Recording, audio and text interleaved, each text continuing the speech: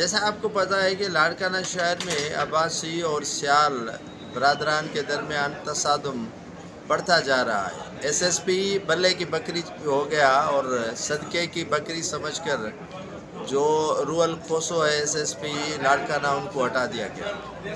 عادل جتوئی جو social activist ہیں انہوں نے کہا کہ یہ غلط فہمی کی بنیاد پر ہوا ہے اور میں ایک مکسی کے ساتھ لڑ رہا تھا اور فائرنگ ہوتے ہوتے وہاں پر پہنچی۔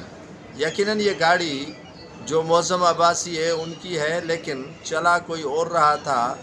ذاتی دشمنی اتنی بھی نہیں ہے کہ ایک دوسرے کے جانی دشمن بن جائے۔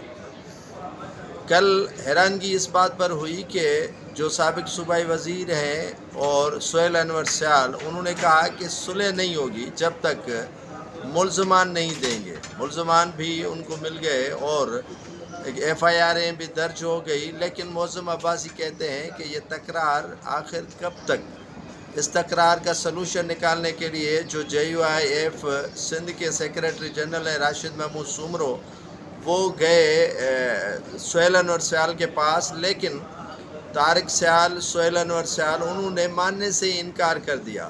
انہوں نے کہا کہ ہم قانون کا راستہ لے رہے ہیں اور قانون کے راستے میں جو بھی آئے گا ہم اس سے ٹکراؤ کریں گے۔ ایس ایس پی جو انویسٹیگیشن اچھے طریقے سے کر رہا تھا، ایف آئی آر بھی اے ٹی سی کی کاٹ دی معظم عباسی اس کے بیٹے پر، لیکن پھر بھی ان کا دل ٹھنڈا نہیں ہوا۔ ٹھنڈا سہیل انور سیال کا تب ہوگا جب معظم عباسی کو جیل کے سلاخوں کے پیچھے دیکھے گا یا اس کے بیٹے کو۔